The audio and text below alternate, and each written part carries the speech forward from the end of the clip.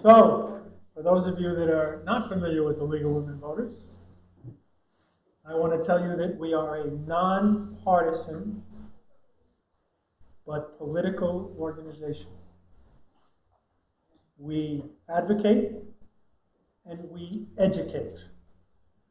Tonight, and in the recorded versions of this presentation, we want to educate people so that they can act and advocate for the census where they live, no matter where it is, in the state of Florida. The League was established 100 years ago. We're celebrating our centennial. Some of you may have our 2020 Matters stickers on. We think that 2020 Matters is, of course, also a wonderful theme for the census. In 1972, they let us in. But of course, in 1920, for the first time, we were allowed to vote with women. A major improvement. So that's who we are. We are doing this presentation in close consultation with funding from a nonprofit consortium, Florida Counts. You'll also see materials from our county. You'll also see materials from the Census Bureau itself. We'll be talking about those things. So here we are, League, Florida Counts, and the 2020 census. So hopefully, like a reasonably good teacher, we want to tell you what we're going to cover in this presentation. We're going to try to describe and define the census, talk about why it's important. One of the things that we don't understand is that the result of the census will determine the number of electoral votes that Florida has in the presidential elections of 2024 and 2028. This is something that very few people think about, except, of course, those who are interested in the politics of swing states and its possible effect on literally electing a future president. Now, we're going to talk about new ways to respond. This census is, by definition, an unfamiliar event.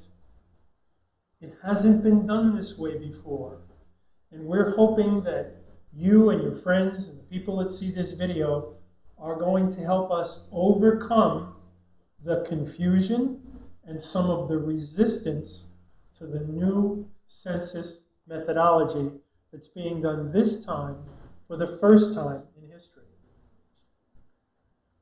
We want to try and, with your help, think about the questions that need to be asked and answered relative to the census.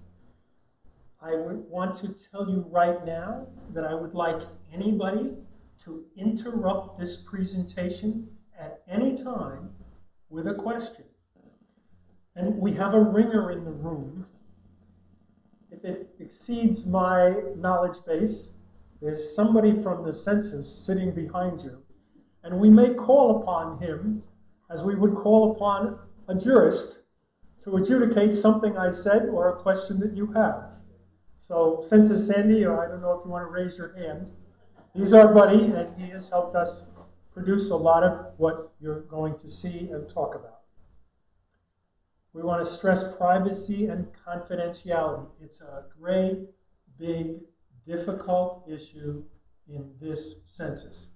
It's right up front in the minds of everybody that's going to think about and respond to the census. But above all, as you can tell from your packets, we want to talk about what you can do.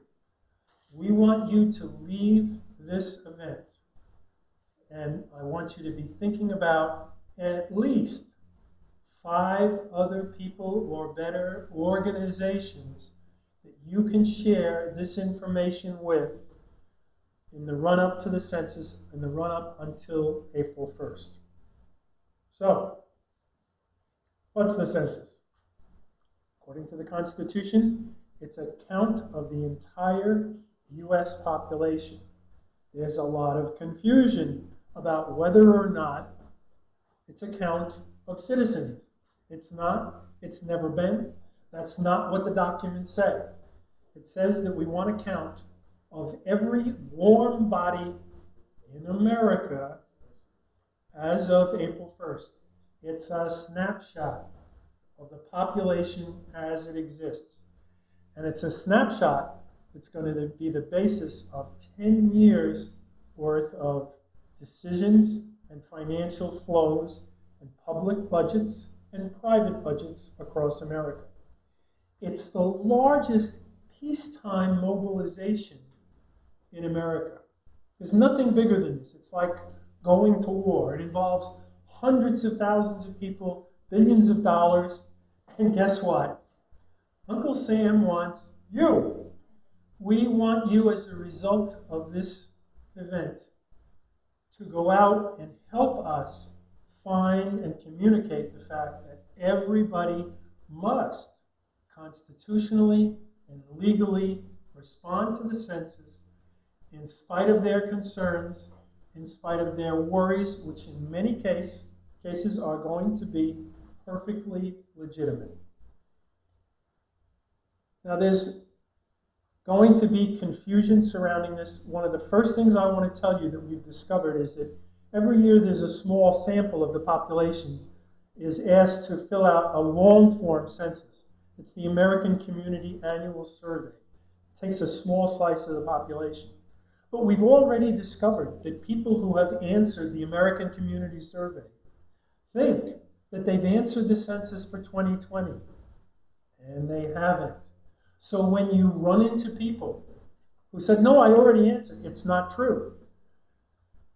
There's going to be confusion about that. There's also going to be confusion about people who have gotten false censuses from not nice persons who are trying to get information from them. So anytime somebody tells you that they've answered the census before March 12th, which is the first date you can possibly do it, tell them no.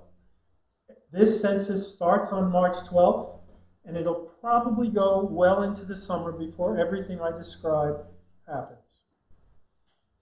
Now, there's a lot of numbers flying around the census. The county where we live here in Palm Beach County is using one set of numbers. A lot of organizations are using different sets of numbers. I want to talk about numbers that we definitely know, numbers that we kind of know, and numbers that we think we're going to know for the 2020s. So right now, the latest number we have from the university study that we are using as the league, I'm not talking for any other organization, the latest study of the money that came into Florida, including things like tax breaks, but not every penny, was about $44 billion in 2016. Now, that money breaks down to about $2,100 per person per year. But that was 4 years ago. And it was done off a much lower base of billions of federal dollars. The latest base of census-affected dollars is, in fact, $1.5 trillion, according to George Washington University. Now, we think that, very conservatively talking, in the 2020s, that will amount to somewhere between $2,500 and $3,000 per person counted. So if you're counted, that's the amount of money that'll come in because you got counted, right? But if you're not counted, that's the amount of money that's not going to come in the 2020s. Think about it. It's a $5,000 swing between being counted and not. And we're going to talk about it a little bit more about some of the people that we're concerned about.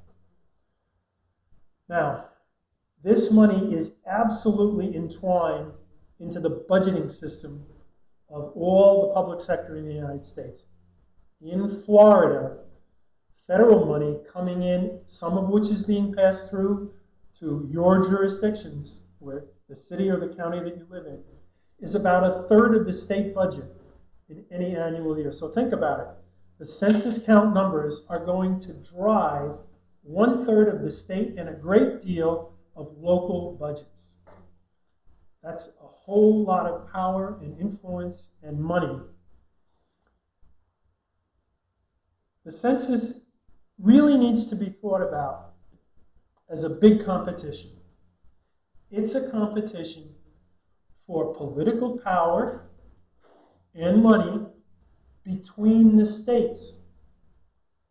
The states that get a good count are going to get more money, and they're going to get more Congress people, and they're going to get more electoral votes. The states that do a bad count are going to lose out. Unfortunately, it's also true to a degree we can't explain to you now within the state. So if a region of the state has a poor count for whatever reason, they're going to be less competitive than the other regions which get a very good, a very strong count in 2020. So it's competition within and beyond the boundaries of Florida. It's a real game for real money and real power, and it's up to us to win it for Florida and for the communities in which we live. Every single state legislative seat is going to be redrawn, and the relative power and influence of individual towns, counties, and regions are going to shift depending on the results. Good results or bad results. Now everybody knows that it's going to determine the number of congresspeople. There's a lot of, I think, unfortunately, false confidence among the general public and definitely among some elected officials. They know that Florida has been growing. They've been getting these estimates that 1,000 people are moving into Florida every day, and they think they know where a lot of them are going. But you know, it doesn't make any difference. If 1,000 people are coming in every day, but we don't count them because of the type of people they are or when they arrive, it doesn't count. So there's a real danger of being confident that we're going to get another 2 seats and everything's going to be fine and we're going to get more money. No, it depends on the actual count, what the result in power and money is going to be. Within those funds, the big bulk of those funds go to hospitals and schools. In terms of federal money flowing, half of the federal funds coming into the states are generally health related, especially around Medicaid. That's usually half of that funding flow. So any healthcare provider, any healthcare institution has a special stake. And when you're thinking about who to talk to healthcare providers about the importance of the census and in their supporting and participating in the census as institutions and as individual providers. Schools are another very critical money flow, a very big money flow. And this gets, again, back into some populations we're going to talk about. A lot of people have no clue that emergency services are tied to the census numbers. But the new director of emergency services in Florida, who's responsible for things we really care about, like hurricane planning, where to pre-position the things that are going to be needed in case there is a hurricane disaster, he's going to use the census numbers to figure out how to prepare for those coming events in the 2020s. He, on the day he took office, I understood he was looking for census numbers to begin to figure out how to organize the work of emergency services in Florida. And there's lots of other things that are important to us. You know, where the rubber hits the road, definitely going to be affected. You'd be amazed at how federal money is honeycombed into things that you think are completely local infrastructure projects. Well, that's not the way it really works. Governments do everything they can to match those federal dollars into whatever plan it's going to be, even when it's masked. You haven't heard any governor or any legislator really stand up and tell you, oh yeah, a third of the money we're going to give you came from Washington. You haven't heard that message. Generally speaking, it's masked. It's all coming from Tallahassee. And that's true in most of the cases. Now, a thing that, again, doesn't get talked about is that business is also very reliant on the census. Now, when we talk to business groups, there's no problem at all getting their attention. They understand that whatever level they're at, whether they're headquarters or a regional office or a local business, they know that these numbers are going to drive investment and jobs. Location decisions, where's the next Publix going to go? Where's that regional headquarters going to go? What about that distribution center for Amazon Prime? Where should that go based on the census numbers? And again, it can go in both directions. Suppose you think that this area has a declining population. What's that going to do to private judgments about money and jobs? Housing, where to put health facilities, a very big issue. When I listen to the people doing business development, they're always talking about how they're going to attract this kind of business or that kind of business and what their strategy is to get that kind of business, whether it's a warehouse or maybe a regional insurance center that's going to handle a lot of administrative work, for example, or maybe it's just an area where they want to put a lot of heavy-duty equipment for the projects that they're going to be running in the coming years. Factories can be very much impacted by this. So we have no idea just how much the census is going to impact the private sector and the development or lack of development in our communities. But we know it's going to happen. And that's another reason why business understands that the census is important and why so many of them are partnering with the census, with Sandy's help. Starting on March 12th and for a couple of days, every known address where you live is going to get an official letter from the federal government. It's going to be an invitation.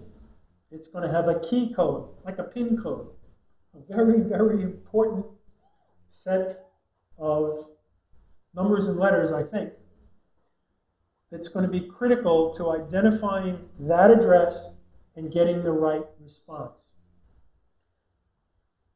So maybe in my neighborhood, we're going to wake up, we're going to go about our business, we come home and open the mailbox, maybe we've got an invitation to the census. On March 12th, if it's in my mailbox, I will be in a position, and frankly, I will respond to the census. I will go online. I will tell them how many people are going to be in my house on April 1st. I know perfectly well how many people are going to be in my house on April 1st. And I'm going to get that into the database where it's going to be buried for the purposes of privacy and legality. I want my numbers in first. I want them in fast. And I don't want anything else happen. Now, one of the things I'm going to do to prepare for that entry, I'm going to use some of the information we're handing out tonight, the questionnaire. I'm going to know the questions that are going to be asked. I'm going to make a list for my house of those questions. And I'm going to be ready to make those entries. And I'm going to be going at it so that there'll be no opportunity for the program to shut down because I went and had a cup of coffee. To make the program work, you must put in a keystroke at least every 15 minutes. So I'm not going to dink around. It's probably going to take me 10 minutes to make my entries for my 4-person family. If there's a house with 12 people in it, it might take them 3 times as long. All the more reason for them to be aware of the questions, and you'll be able to help them with that, with the information in your packets. They should be ready to make those entries. that computer online entry is the swiftest, safest way to do it. It's going to be buried in an encrypted database. Now, if they can't or they won't do that, immediately, on the day they receive the invitation, they'll be able to go on the phone. And especially if they have a language issue, and hopefully they've made the notes in whatever language they choose. Now, here in Florida, we know that English, Spanish, and Creole are the leading languages. But the census will be available by telephone in a lot of languages. So people that have a language barrier can use the phone to overcome that. The Census Bureau hopes, and I am going to pray, that something like 60 to 65% of people that get the invitation will in fact go to the computer before, hopefully, maybe a little bit after April 1st, using that critical code, which no one should ever get rid of. Keep that code. Don't let that code go anywhere, even if you don't intend to go online. That code's important, just like the PIN code for your bank. Reminders will be sent out in short order if you don't respond. Finally, sometime around Easter, around the middle of April, somewhere around there, the form that everybody's familiar with, especially old guys like me, the thing we're used to, is actually going to arrive. But it's going to be late. People like me, snowbirds, seasonal residents, who leave at the holidays, right after the holidays or right before the holidays, are probably going to miss that familiar mail response. That's a big disadvantage to Florida because there are so many people like me and those of you that are going to view this in the audience.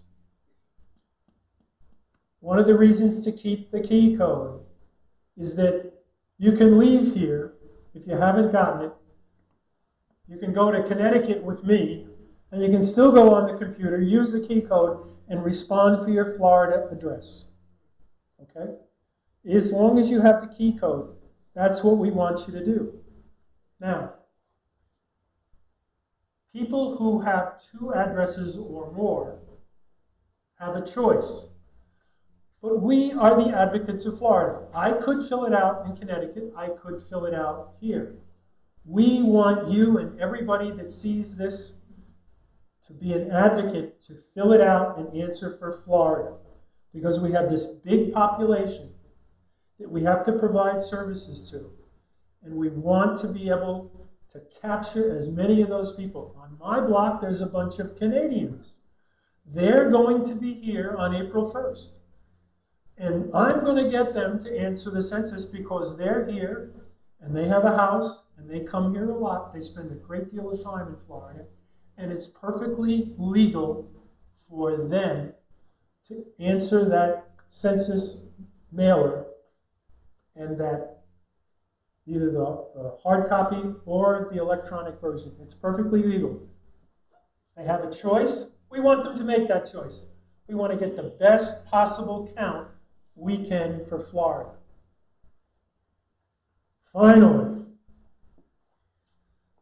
if all of these opportunities have not been taken, a census taker is going to show up at those addresses beginning in May. They're going to come at least twice. They're going to try to find the people that live at that address. I'm told by people who have done supervision of census takers in the past that if they can't find anybody on the second visit, they often ask the neighbors, is there anybody at that house?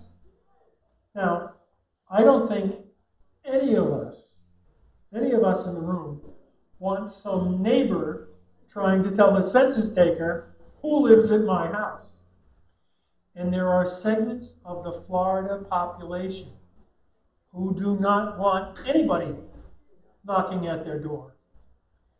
If they fail to use one of the first 3 methods, what they do not want is exactly what will happen.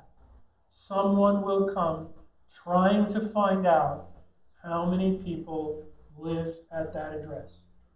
Our advice to them, go online. Haven't got a computer? Go to the library or one of the many other ways in the community there will be to respond. There'll be computers at your apartment house. There might be computers that your employer makes available. Local schools are going to make computers available. The very safest way not to have somebody snooping around your address is to answer early and go online. And if you need a little help, it's okay. The folks at the library, the folks at the school, they'll be there to help. The reference date is April 1st. Remember, the answer you're giving is how many people are living at my address on April 1st. If my brother hasn't come back from his overseas job for Ernst & Young, he's not going to get counted. But if I know he's going to be back on April 1st, I can count him. I know he's going to be there. I know that's his date to come home on April 25th. He will be in my house. This is what I've been telling you about during the last few minutes. This is the sequence. Don't think about April 1st. We don't want you to think about April 1st as other than the reference date. We want you to start responding. Everybody that can respond online or by telephone as soon as you get that invitation. Sooner, the better, the safer, the more private it's going to be.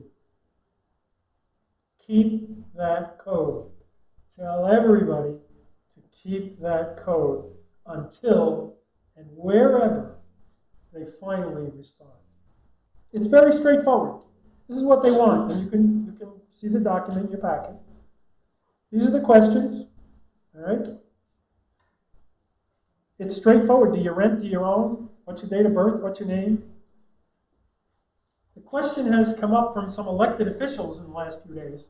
Well, what happens if I answer the census here and I go up to Connecticut and answer it again?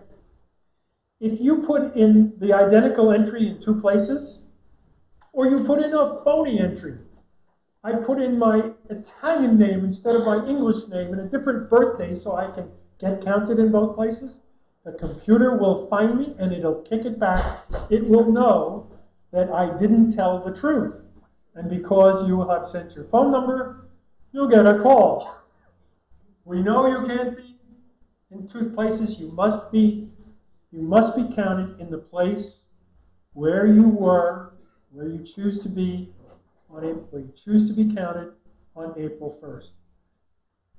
Hopefully, it'll take you and most people 10 minutes or a little bit more, especially if you've done your homework and you're ready to answer those questions, the questions that you have in the material you're getting.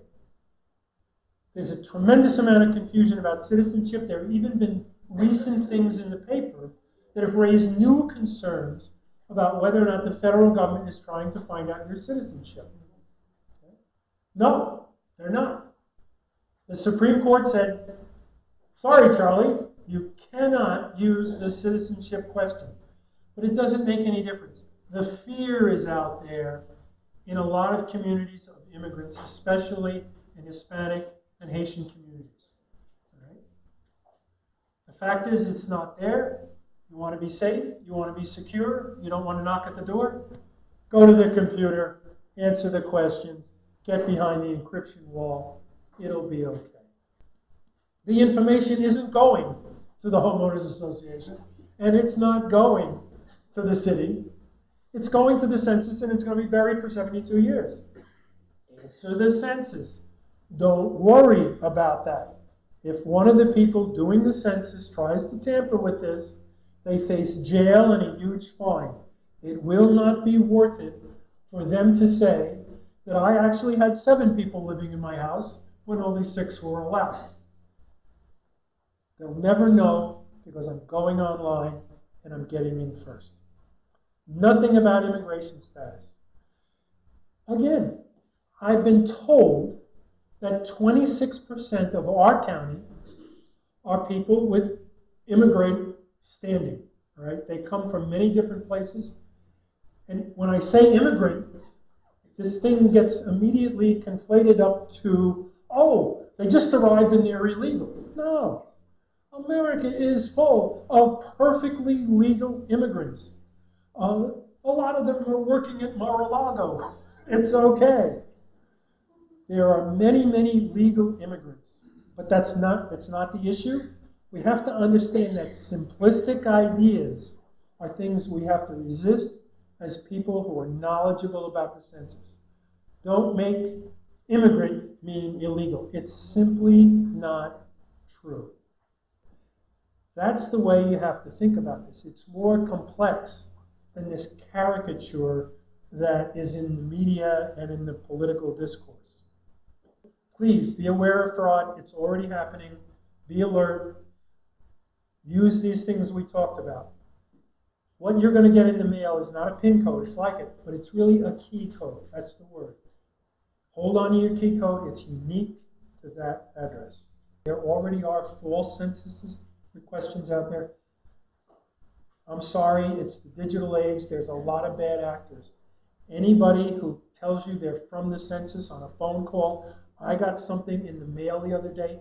Boy, did it look official. It looked like it was from my bank. It wasn't. And anybody that wants your Social Security money, any communication you get, digital or otherwise, it claims to be from the census, wants a donation, forget it, that's fraud. Asks for PIN codes like your key codes, that's an immediate flag, all right? Never sends a request on behalf of a political party, which unfortunately in several states has already happened. It has nothing to do with political party. The penalties, I believe, are $250,000 in fines, and I think you can go to prison for 5 years if anybody working for or knowledgeable about the census data were to reveal it to anybody. They have committed a federal crime. It's not worth it. It's simply not worth it. So you've got to be on guard, knowing that you want to be behind that encrypted database for 72 years. This is really, really a place to focus. When I went to Tallahassee and I started talking to the people in our legislators' offices, and I sat down with the chief of staff or whoever in the office, I said, well, here's what's going to happen. The census is going to start. It's going to be electronic, and they want you to respond by computer starting on March 12th. And generally speaking, I got a gasp. Wait a minute. The seniors in my district aren't going to do that. They're going to step back. They're going to say, oh, wait a minute. I'm going to get hacked. I'm not going to do this. It's not familiar to me. I don't like computers. I only want to do that paper form. So this is an honest-to-God response from knowledgeable, civically involved Floridians. They know that seniors are a serious problem. Almost nobody thinks about young children not getting counted. But this is a historic undercount for reasons nobody understands. Parents keep filling out and responding to the census, and they don't count the younger children, especially the children that are not yet in school. But hey, remember the money we talked about? Those kids are going to be in that school in 2 or 3 years. The question is, will the funding be there to pay for them or not? Will the money for your kids have to be shared for the kids, with the kids who were not reported? Very, very important. So you have to think about how are we going to remind parents. We're going to talk about this in a minute to be sure. But the Census Bureau knows that those mobile renters are really hard to count. They're hard to get registered to vote, which of course the league cares about very much. Anytime you move, you create some digital or statistical confusion, and that's why they're a target group. and why we want you and your friends to approach apartment buildings, rental units, to alert those people to respond to the census where they are going to be on April 1st. Hispanic is determined by the person answering the question. It's a personal decision to identify yourself as Hispanic. So my wife's real name is Torres, but she's using my name. She's going to tell me how she wants to be listed. That'll be the end of the subject. From my own perspective, having worked for the federal and state governments many years, I know that there's a lot of people in the Hispanic community who want that data. It's a matter of expressing their presence and, frankly, their political force. It helps make them important. Any minority that enters that information in here, it shows them as a political force within the place where it was entered. It's something they prefer. Non-English speakers.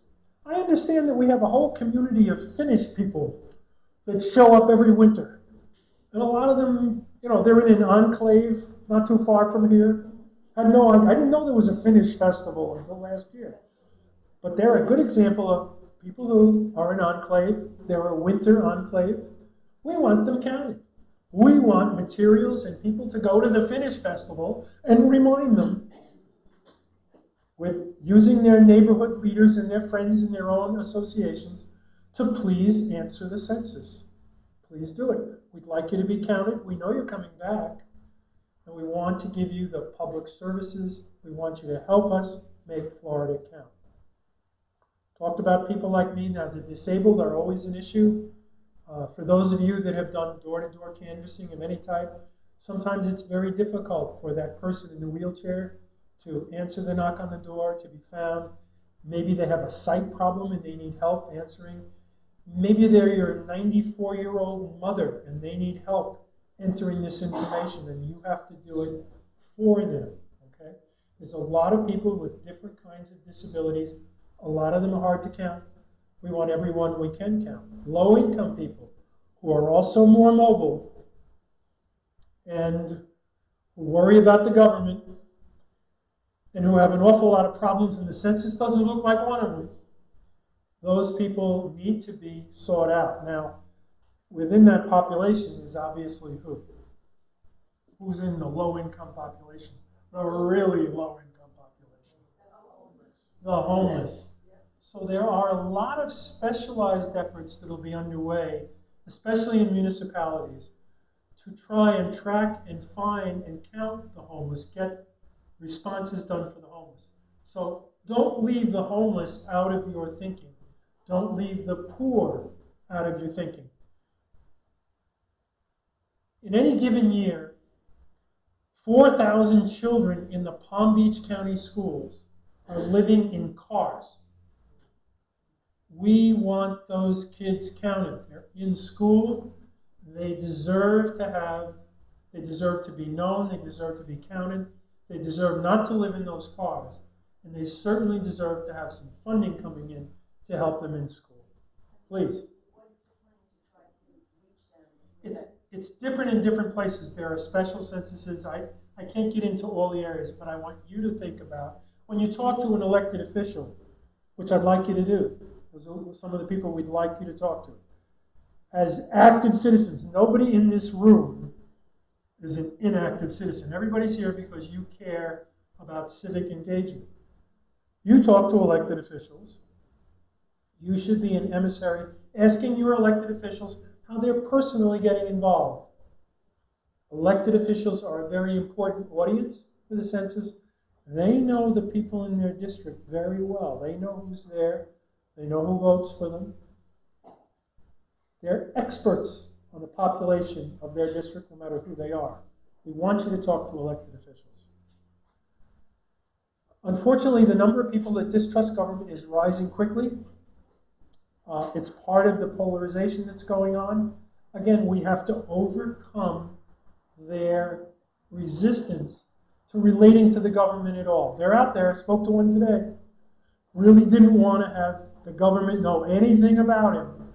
But what's going to happen to him is There's going to be a knock at his door. The government is going to be looking for it. And again, rural residents. Now, in a lot of areas of Florida are in fact pretty rural, and they are hard to count. They're hard to reach. Special efforts have to be made in rural areas, especially by the elected officials there. I guess there's, maybe with the exception of Dade, maybe every county in Florida has rural residents. We have to think about them, not cross them off. If you're a short-term resident that had a hip operation and you're in 30-day rehab, it's a temporary situation. You're in an institution, but you've got to be counted at home. But you're in a nursing home or you're in assisted living. That's your permanent address.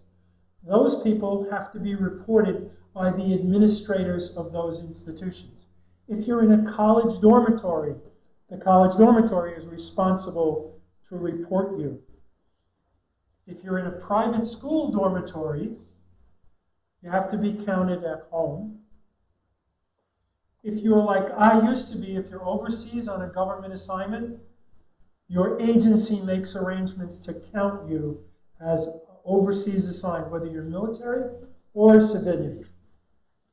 If you're in private business like my brother and you're overseas, you don't belong. If you're a college student like my nephew and you're on your semester abroad in Ireland, you don't count. You're not in the snapshot of who's residing in America on April 1st. You get into a lot of questions here, but just understand that if you're institutionalized in a prison, in a health facility, and it's long-term, that's administratively taken care of. You don't have to get into all the weeds. There's actually 6 pages of guidance about this. It gets kind of complicated. I've given you the main things you need to know. Why are we telling you all this? Because we want you to help. We want you to partner in an informal and an individual way, or if you're a part of a big organization like the League of Women Voters, we want you to partner officially. We want everybody who sees this to personally become a citizen ambassador for the census. We do not want you to leave here and do nothing. We want you to go home, as the material in your packets shows. We want you to alert people you know, whether they're in your family, the Canadians across the street, people who are waiting with you for your children to come out of school, folks who are coming to the annual town festival that Del Rey has every winter. I don't care who they are. Wherever you're relating to people, we want you to personally remind them, that's the word, we want to remind them that they have a duty and a legal, constitutional responsibility to answer the census. We want you to be the carriers of this information as individuals, and we want you to do it also in the organizational settings where you live. You're a church. We want you to do it in your association where you live. Pretty much everybody in Florida is in a residence association or in an apartment house, or they belong to a club. We're all organized in some way. We want everybody experiencing this presentation to think about what kinds of circumstances and places and organizations that you personally relate to, that you can put in a good word about the census. You don't have to be an expert. All you need to do is send them to the websites that are in the information we're giving you. A really good one is lwvfl.org. If they go to that, they'll find lots of useful information, including that census form. If they go to 2020census.gov, they'll not only find information, they could apply for a job there. They can get information in Spanish at 2020census.gov. It's not that you're an expert. You're the person ringing the bell. You're the person or the organization, whoever you are, that's alerting them that they must respond to the census.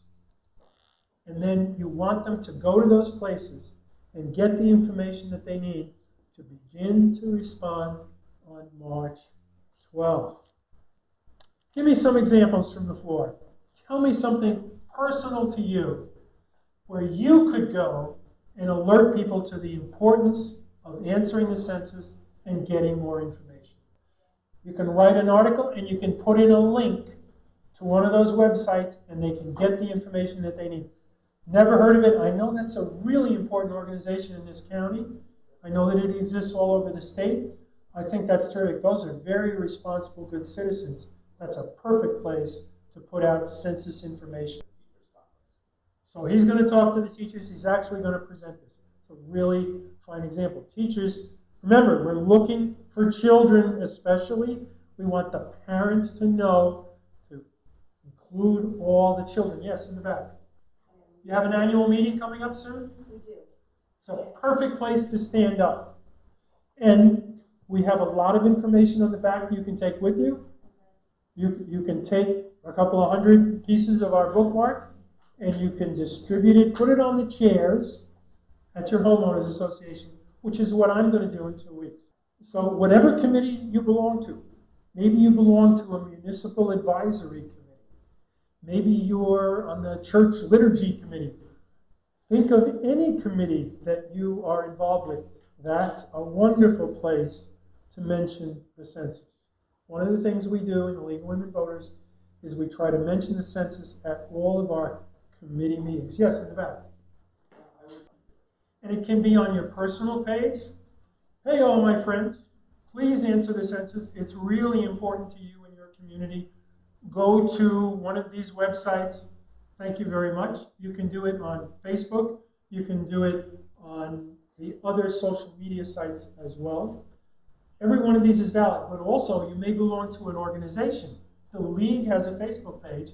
One of the first things we did was we put a person on the site, and she's much better looking than me, and we put her up on our Facebook site right away. Any organization you belong to is a place to post something on social media. That is a magnificent way to get out the count. Don't be passive about it. Go to your pastor and any other church official that you relate to, okay? It doesn't make any difference that the higher-ups are aware of it. It makes a difference that your church and your community answers the census. Any person or organization who writes a grant is probably going to use census numbers. Any organization or person involved in grant funding should be a census ambassador. There are people in this room who can get on a radio or a television show. We want you to do it. We want you, again, you don't have to be an expert. You can say, I belong to the League of Women Voters, or I belong to this church. We're very concerned. Here's the place to get additional information. If you use the information we've provided along with this presentation, you'll get enough talking points to be reasonably informed through not only this presentation, but the materials that we've provided to you. Yes, Virginia. I got a newsletter from a legislator 2 days ago. I immediately wrote back, please put this link in your next newsletter. If you haven't gotten a newsletter, and you know who they are, call them anyway and ask, please put a link in. Your city council members do the same thing. I'm not too worried about our county council members, but any elected officials should be asked to put a census link in anything that's going out. You can talk to their staff. I've asked every legislator from our county publicly to support the census. In fact, if you have an elected official, like Mayor James here in West Palm Beach, if they'd like to put it in their resume that they were census champions, you can go online. There's an organization. They can put in the information that they're supporting the census, and they will be designated nationally as a census champion. There's a lot of municipal officials in Florida that are signing up to be census champions, and they're putting it in their resume. Right, so here's an important institution that's really working with a lot of those people that are hard to count, right? Legal Aid Society, right? Give him 1,000 bookmarks, like we did yesterday to the county tax collector. Give him 1,000 bookmarks. Ask him to be a census supporter, a champion if he wishes. Ask him to have his people hand out census information to that critically important population that we're trying to count. Ask him to be a census outreach center, as our constitutional tax collector has done.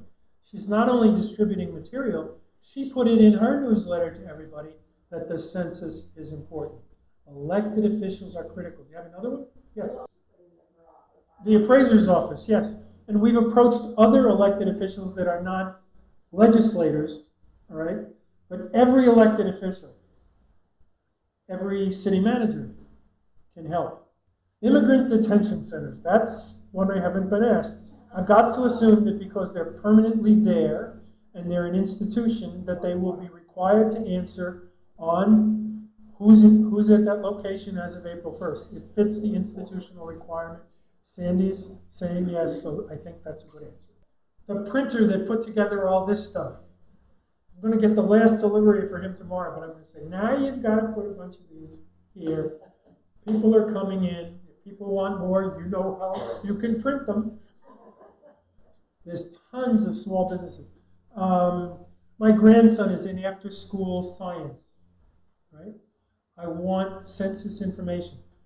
Down the street from me, there's a for-profit child care center. They promised me that starting March 1st, they will put information out for every parent coming in to pick up their children at the child care center. The possibilities are endless. It's up to you. You know your community. You know who you deal with. Playgrounds. Where I live, there's a playground absolutely chock full of Hispanic kids late in the afternoon on weekends, and there's a lot of parents around. I've learned that if I approach parents there and I give them information about the census and I say, this is important to school funding, I have no problem. They take it. I know that they're interested in school funding for their children.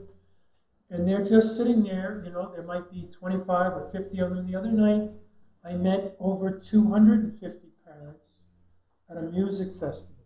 I just looked for the people with strollers, right? And I said, school money, he's going to be in school in 2 years. You've got to answer the census. You've got no problem. They get it. They want benefits for their kids. Yes. Two kinds of big business, right? The national guys, McDonald's, okay, they're going to be handled, the national census effort is going to be coming this way at them. But suppose they're a regional or a local business, and they might be big. They might have a couple hundred employees. Those are ones we have to get. That's why we've been talking to chambers of commerce. That's why we've been talking to business development types. We have been trying to inform the business community, and we've gotten some interesting answers.